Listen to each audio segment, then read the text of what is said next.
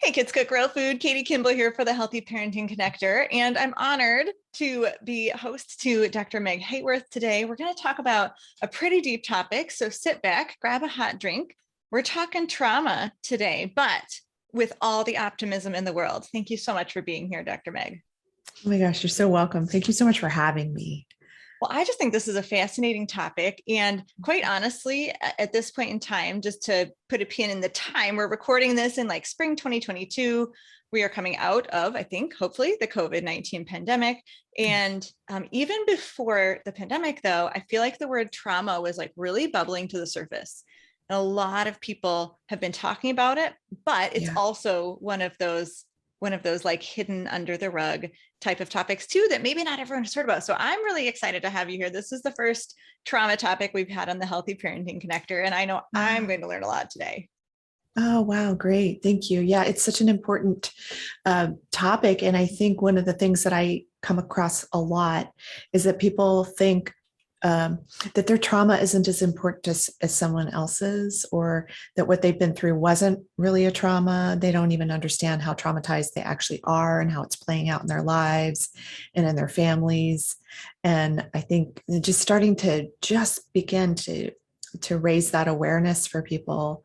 Often it's referred to as there's trauma with a big T and trauma with a little t. And it's okay to make those distinctions. And it's okay too that if you don't see your parents' divorce, for instance, as a trauma, it may have really traumatized you. It may have really over time created these longstanding emotional patterns you didn't realize you had. So I just kind of wanted to bring that in just to kind of get people to start thinking like, oh, well, because they may think, oh, I didn't have any trauma. But everybody's had some sort of so my curiosity trigger on all of this. Yeah. And we are definitely going to dig into that. I feel like you just sort of peeked into my brain when I start hearing about trauma. Like everybody has trauma except me, I think. I must not. So we'll get into that. Your story is so fascinating. So I want to officially introduce you with your bio and then jump into a little bit of your backstory, and we'll dig deeper into the trauma. Friends, Dr. Meg Haworth is a trailblazer who shifts clients into healthy, strong, vibrant, and whole individuals ready to live inspired and meaningful lives using mind-body medicine, nutrition, and transpersonal psychology. She's been in the holistic healing and wellness industry for 25 years as a transpersonal psychotherapist, nutritional private chef to celebrities, fancy, and has hosted 2 podcasts and written 6 books. But I think more important is the human aspect, friends. She knows firsthand what it's like to lose her health as a survivor of physical, emotional, and sexual abuse as a child, recovering from over a dozen illnesses. It seems like the best doctors have that in their story, including fibromyalgia and IBS, the traumas of drowning and being struck by lightning. Nobody has that in their story, Dr. Meg. You're so unique. But all of this has made her into a powerful force of healing like no other. And I know people want to hear a little more. So let's start there. Like, how did you become interested in trauma, and what in your life has led you to this point? Yeah, it was my own story. And, when I was in my 20s, I was in and out of doctor's offices for the entire decade. And so when you're that sick and you're that young, it's just sort of like, it's almost like a moment of reckoning is on its way, basically. And that's kind of what happened for me. My mom is a scientist. My father was a defense contractor. I grew up in the DC area. And so I had a very logical, conservative, Christian kind of upbringing, which was, there was a lot of wonderful things about that, but it didn't allow me to really look at the expansiveness that natural medicine and food and all of that can bring to me. So I had a moment when I was 27 where I was reading an article in the Washingtonian magazine, and I could barely hold up the magazine. I was in so much pain because I have scoliosis in my upper back, a ruptured disc in my neck, and then I had severe depression. And I think, at that point I was on antidepressants. I was on like 9 different meds. I would be told to go to bed for literally weeks at a time. Here's your painkillers, your muscle relaxers, go to bed. And I'm already wildly depressed and suicidal and I'd had all this trauma in my background and didn't even think for a minute that that was what was affecting my physical body and my And the illnesses. conventional doctors would have just gone purely physical, purely mechanical. And my goodness, 27, yes. That's when, we who are now in our 40s and 50s are saying, oh, youth is wasted on the young, like you were supposed to be not in bed. Yeah, exactly. I was supposed to be having just a good time, and I did my best, but I was in pain all the time. I was in so much pain that I didn't realize how much pain I was in. And when I finally went to a chiropractor, which was the first person I called and started to work with, when I decided to take my healing into my own hands and listen to my inner guidance system. I started to really listen and go, okay, this is where I need to move. And she was pressing on my head one day, just doing some trigger point therapy with me. And I didn't realize it was pain. I was so accustomed to it. She said, you're in the kind of pain that would bring the average person to their knees. Most people have no idea what you're dealing with. Like, you don't even realize. She had to tell me, what you're feeling right now, that's pain. And that's releasing. So it's like, it's just intense. The lack of awareness we have about our own selves until we become self-aware, until we also become aware that trauma in the past may really be affecting you in the present now. So you were able to heal yourself of over a dozen diseases and some really big, bad, serious ones. But you connect that root cause back to physical and emotional trauma. How does that work with trauma, like lodging in the body? Great question. So I want to say a little bit about the adverse childhood experiences study, because I think this is a good way to kind of go into that question. But the adverse childhood experiences study is the largest public health study that's ever been done. It's been ongoing since the mid-90s. There have been copycat studies all over the world, but it started at Kaiser Permanente in San Diego, and they're still following the same people. It's like 17,000 people. It's a huge amount of people. And what they found is with specific things that happen before you were 18, and these things include things like sexual abuse, physical abuse, watching a parent abuse the other parent, parents with substance abuse issues, parents with mental health issues, or parents or guardians, whoever was your primary caretaker during those 18 years. And how those affected the physical body over time. And what they found was with the ACE quiz, which is a 10-question quiz where you get your ACE score, and that's actually available on my website at meghaworth.com. But with your ACE score, each point it went up, your likelihood of developing certain illnesses, your life being dramatically shortened by these illnesses, things like autoimmune diseases, cancer.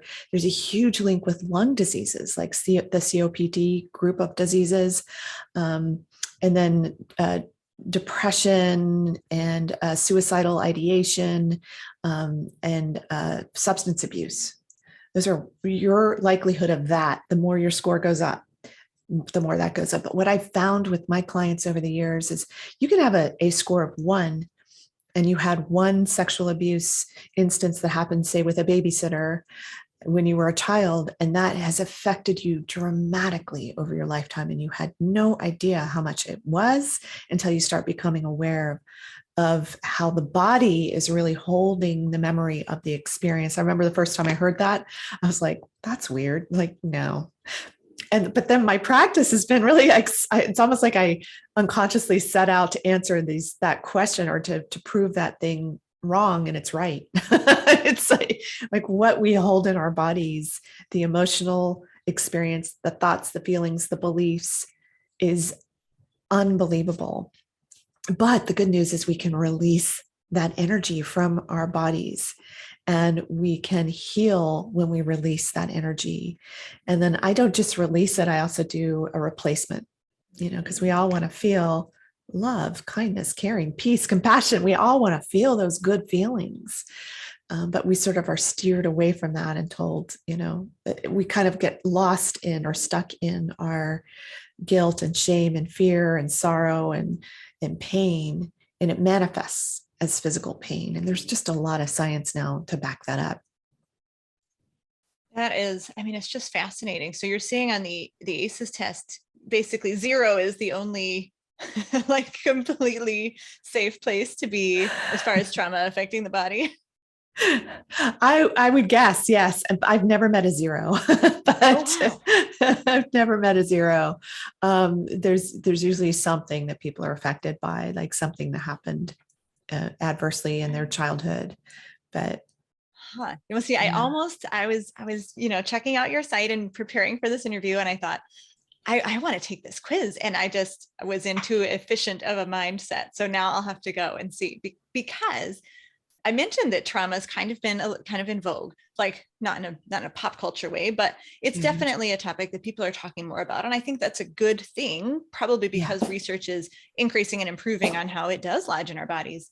And my husband and I have had multiple conversations saying like, are we the only people in the world without childhood trauma? Like, we just don't feel like we have any. But now you just said you've never met a 0. So maybe we just don't know how to define it. How can you explain to myself, please, and the audience who's benefiting from me learning from you, like, what does it mean to experience a trauma? And is the definition more in the event or in how the person experiences that event inside themselves?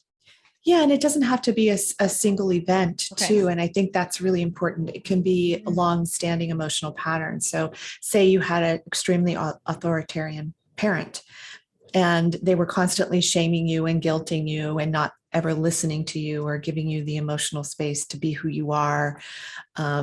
If you had to fit into a specific box, that can dramatically affect you.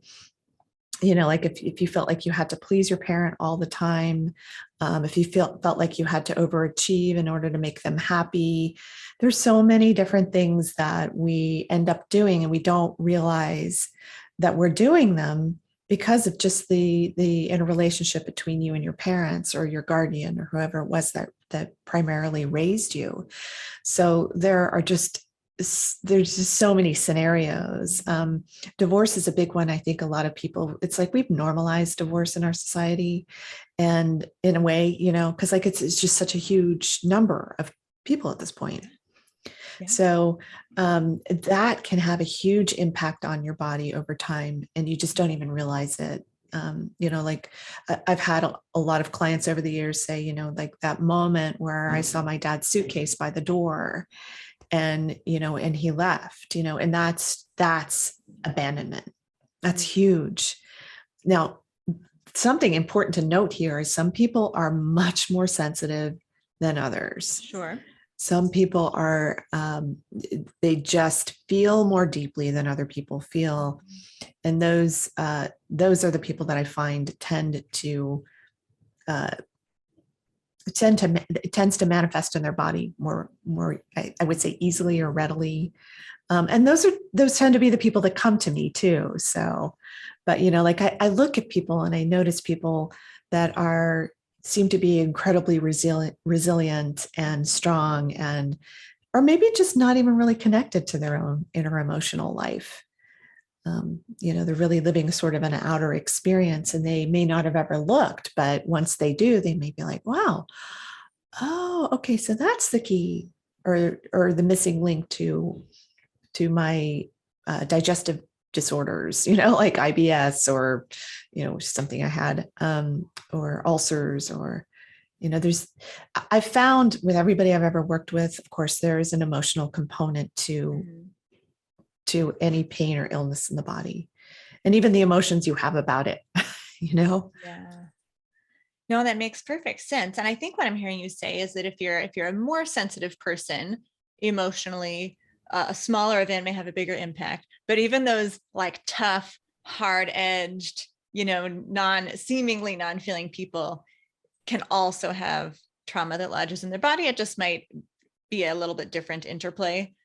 Yes. And I think a lot of the tough, hard-edged people are really working hard to keep it down. It's not that way across the board. I mean, I can't know that for sure, of course, but I have seen this. I've known some really tough, hard-edged people that are actually incredibly sensitive. and are, that have all kinds of stomach issues, or, because stomach has a lot to do with your personal power. And I think this is an important thing to kind of start bringing in here, is that different parts of the body are connected to different aspects of your emotional life. So the stomach is the center of personal power. And if you're feeling like your confidence is always being shaken, and you're sort of like putting out a false confidence out there with that hard edge, you see what I'm saying? Like that can be, well, a part of your it's almost a patterning. visual representation. Like, I think we've all described before that pushing down of the emotions, whether it's in ourselves or in someone else. We say like, oh, that person just stuffs it in, or I had to bottle it up. And like, there's an immediate, like I said, sort of visual sense to that of down. And where do we push it down? Right to the gut. Yeah. So that's kind of amazing that is also the physical connection between maybe stuffing some of those emotions, or, not allowing ourselves to feel those emotions. I'm definitely behind you on divorce being normalized and how heartbreaking that is. I mean, I personally am of the opinion that it's always bad. It's always hurtful to everyone in the family unit, right? And yes, what a tragedy that we've normalized that just because it is common. Yes. Something we can say about a lot of health conditions. Just because it's common doesn't mean it's normal. I know. That's another thing we have done. We have normalized health conditions, and then also normalized the one approved way to deal with them through pharmaceutical drug commercials. We've normalized even side effects. Like just like I hear these commercials, and you'll hear this really soft voice saying side effects include and death.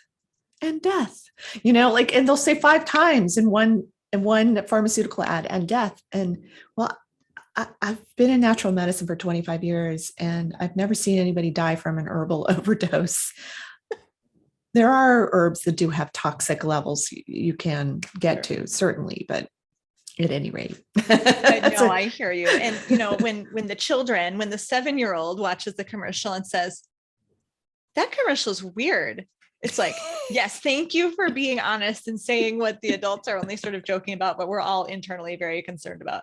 I feel like you're talking about emotional recovery and replacement is completely the opposite of pharmaceuticals, which is lovely.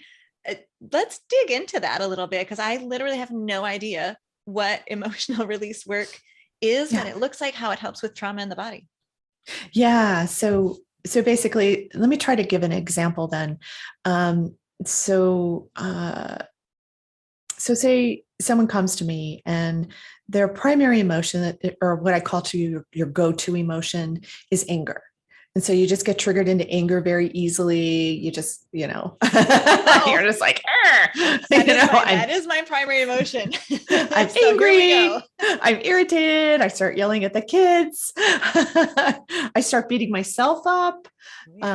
So like, if that's your primary go-to emotion, and so if somebody's working with me, and I'm doing the technique with them, for instance, it's whole person integration technique is the name of the technique that I created out of so many different techniques that I sort of put together as one.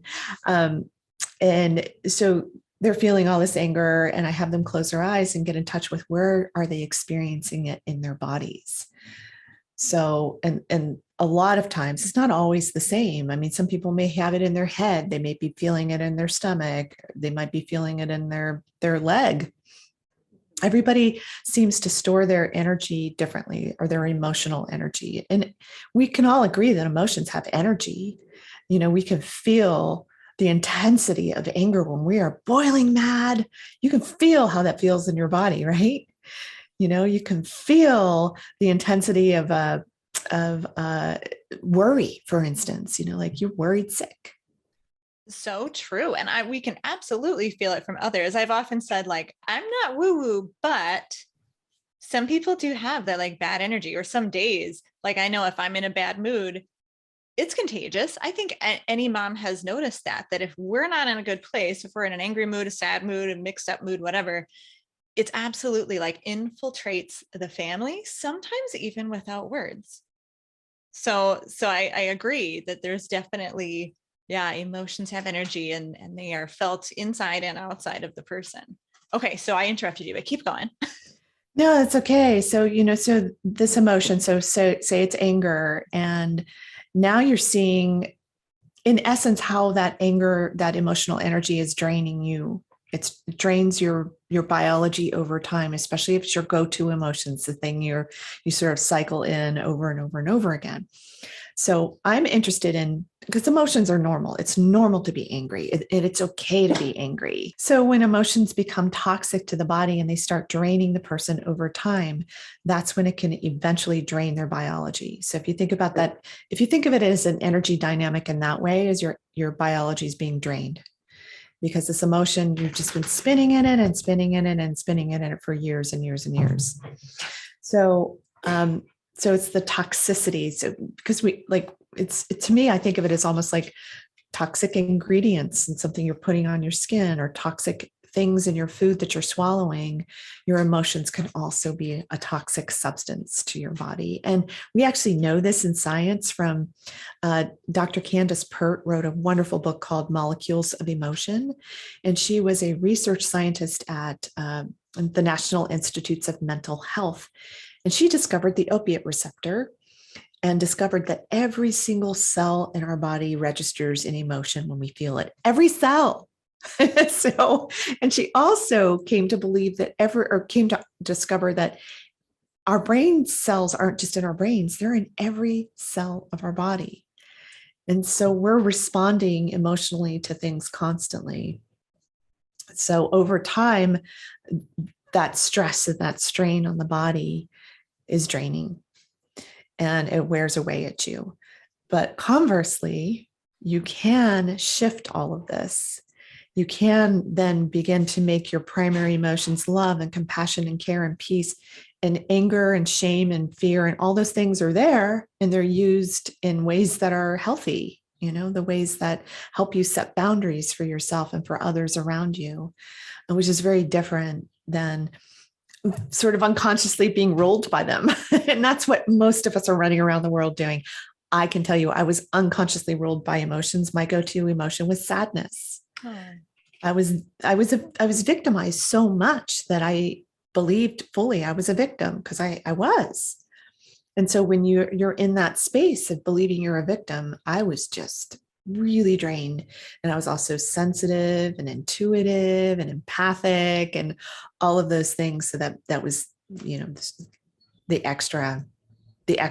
Mm-hmm. So, yeah, as far as for parents thinking about this, it is like what do we want to look for in our kids where maybe they would need a little extra attention, a little extra emotional attention? Is that the list right there? Like they're a little sensitive, they feel the emotions deeply. How would you describe a child who, who might just need a little extra protection, I guess, if that's the right thing to do? What should we do to prevent trauma from hitting our kiddos? Yeah. And I think I love that you use the word prevent, because I think there's so much in life we can't prevent. Everyone's forming their own inner life, their own emotional patterns and all of that. But I know as parents, you want to protect your children as much as possible and foster the very best in them, and allow that to come out. So yes, you're correct. It's going to be the child who you see as being very sensitive, or you may even think they're oversensitive, and you may be constantly telling them, stop crying. They may need a different way of dealing with their emotions than the child who, seems stronger. Because I think that's part of it, is that we think of the person who's more emotional as weak in some way, and then the child who is less emotional as strong in some way. And they're just managing their emotions differently. And so I think it really comes down to learning to help that child with a different way of managing their emotions, not making them wrong for being upset. Like, okay, you need to go cry it out, go cry it out. That kind of thing, and maybe support them a little bit more in that they may also need to talk it out, whereas the other kid may not need to talk it out. Like some kids just really don't talk about stuff. Some adults don't really talk about stuff. Right. I love that distinction, that we're not saying someone is weak and someone is strong, right? That it's just different.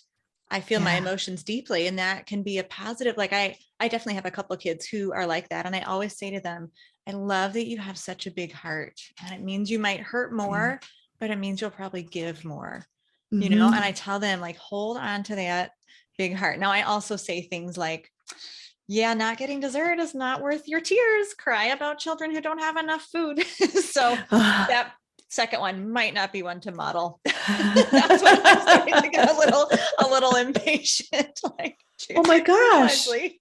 It's a huge job being a parent, and you're reaching for all different kinds of ways like what's going to work with this child, like what's going to help them So most, true. So and I think allowing people to be vulnerable, and even helping the kid who doesn't seem to be able to reach their own vulnerability, to kind of help bring that out, because that's something that's very very empowering and very powerful, especially in relationships. yeah, definitely. Now, obviously, we can't do emotional release work right now. Like, that's an individual thing, and your whole technique. But is there any, like one little practical strategy that you could slip us on the download, Dr. Meg, that we could like just use in our home as a regular practice that would be good for everyone to build resiliency? Yeah, I think starting to get in touch with how your emotions are affecting your body, just by just sitting down for a moment, closing your eyes, take several deep breaths in through your nose and out through your mouth. That's called a cleansing breath. And it really helps to sort of reset you and allow the mind body connection to be stronger. And so then you start to feel like, okay, where am I feeling this anger? Because I'm just so mad at my husband right now. It's like, oh, I'm feeling it in my heart. Okay. And then you can simply take your hand, put it on your heart, and ask whatever it is that you like. If you're a praying person, you can ask for prayer, for love to enter your heart. If you just want it to calm down, you can maybe do some more breathing exercises. Just like, okay, I'm feeling myself calming. I'm asking for calm. I'm asking for peace. I want to feel love in my heart. Just things to help you help yourself to feel more calm in that moment. Because then that also helps you make better decisions, so that you're not reacting and acting from that reactive place, because then you feel bad about yourself afterwards, because you're just like, oh man, I really just let my kid have it. And Yep. I feel really bad about that, and then they feel bad, so Yeah, it I can. can totally see how that would be helpful. And especially for kids, like just being able to talk about body and location. I mean, any discussion about emotion, it's kind of like big and ethereal and hard for kids to grasp. So to put it in the body, and I can just see that the loving hand of a parent even resting Yeah. over that place. And I also love that you replace with the opposite, with the inverse Yeah. of the emotion, as opposed to just the release and just talking it out. I think that all just makes so much sense, and it's easy, and it's a free technique, right? We Yeah. don't have to Yeah. use our health insurance on this. We're Right, right. And if the science tells us that every cell of your body is going to register this emotion, well, why wouldn't you want to flood your body with love and peace and kindness and caring and compassion? Like yeah. that feels good. Sure. So, Well, yeah. Well, and then we here at Kids Cook Real Food talk a lot about food, right? And how yeah. food rebuilds every cell in our body. Now, I just mentioned, my kids crying about not getting ice cream. Guessing ice cream isn't probably the best medicine, but you do, as a nutritional chef, you talk a lot about how diet plays into trauma recovery. I'd love just a little sprinkling of what you've learned there. Yeah, absolutely. Food supports the body to heal itself while you're going through your emotional release work. And what I've found over the years is, especially if people have issues with food, so they may have issues with overeating, anorexia, different, eating disorders, um, just, those kinds of things, that if they work on the emotional piece first and the emotional release work, then it's a lot easier to make those choices. Because that's one of the things, is like the choice mechanism doesn't seem to be working, when you're in that that kind of a scenario. So you just sort of find yourself, I just ate 10 cookies. I did it again, that kind of thing. But if you go to the core emotional reason why you're eating those 10 cookies in the first place, which usually has to do with that inner child, that part of yourself that got traumatized or hurt or neglected, or just some sort of thing that happened to them over time. And so as you release that, you can bring in the other. So food is so important to helping the body heal and supporting yourself through the experience of healing. And you brought up ice cream, and what they found is that especially people who already have, say they have autoimmune issues, they have cancer, they have persistent symptoms, like maybe they have eczema or psoriasis or chronic headaches, or just some kind of symptom that just keeps happening. They have found that there is a major connection between certain compounds in the food. And so I would say, well, maybe try going dairy free with those people and getting coconut ice cream. Fabulous stuff. Sorbet, wonderful. You can make your own. I'm sure you've done that. So yeah, definitely. Okay. Yeah. So dairy is one of those things that can inflame, and we may need to remove that. You said something that really caught my ear. You said when people have trouble with the mechanism of choice, that is it. And I just wondered, because I myself, I always have said I'm a terrible decision maker. And I know that under stress, that's even worse, whether it's how many cookies should I eat, or, which item on my to-do list should I do first? I think a lot of women are experiencing that, particularly right now under the stress of the pandemic. Yeah. Is that sort of a red flag? Is it a sign that trauma is in the body, or is it just like some people just have trouble with decision making, and some people do because of trauma and some because of other reasons? Yeah, I mean, it could be certainly other reasons, but that is a trauma red flag, is difficulty in making decisions, difficulty in hearing your own inner guidance system, your own inner voice helping you make the next step. That can definitely be a symptom of it, for sure. Yeah, well, I'm really glad we pulled that thread out, just because I feel like there are probably a lot of skeptics out there like me and like you, where you said you were raised in a really logical place and, skeptical of all the natural health. And so I approach, and I appreciate this about myself, I approach everything with a lot of skepticism. I want to ask all the questions, right? Yeah. And so I think a lot of us come at trauma thinking, well, I can't have trauma. My kids can't have trauma, that this is not an option. And so we might need some of these points like, hey, do you see this in yourself? Do you see that you have some trouble making decisions? That means you might want to open yourself up a little bit to exploring whether you do have trauma. Take that ACEs quiz. I know what I'll be doing as soon as I hit end on this recording. I'm like death-defyingly curious. That's awesome. And then, of course, though, Dr. Meg, as parents, of course, we want to look at our little ones and think, well, clearly they haven't experienced any trauma. But again, how do we want to set up the environment of our home or of our conversations to help protect our kids? Oh, that's a good question, because it's a huge question, because there's a lot of factors involved, because it's not just what happens in your home, it's the outside influences. Things can happen out in the neighborhood, in the schools, in institutions. I mean, there's so many different places where things can happen for your kids. And I mean, I know anybody listening to this podcast is doing the very best that they can, because they are also seeking more information. Like, how can I help them further? How can I make my home safer? And I think one of the ways to make it safer for kids emotionally is to allow them to really express themselves, to say, when they are crying, what are you feeling?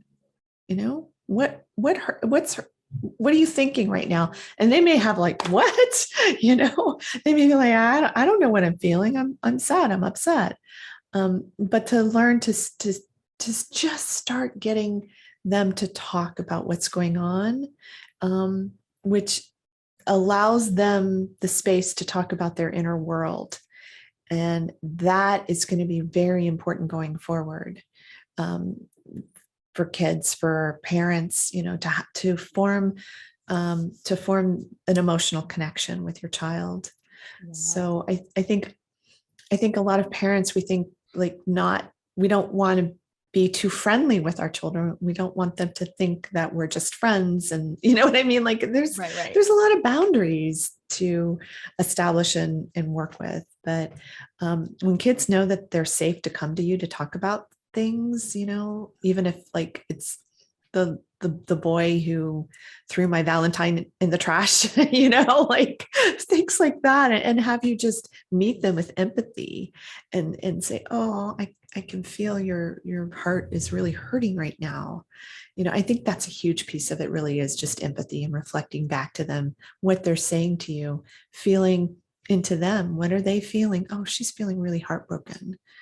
Yeah, what an eye-opening and I think mind-expanding reminder that it's really part of our parenting to help our kids get in touch with their inner emotions, to be comfortable talking to us. As a personal note, parents, put the phone in another room when you're having these conversations, right? We don't want them to think that our own gaze is distracted by the phone in our hand, right? Yeah. I've heard kids call their moms mommy zombie. They're just like sitting on the phone. I'm like, oh yeah, we don't want that. We don't want our communication to be interrupted at all. But I think, I just think this is so important. And this is what we parents want.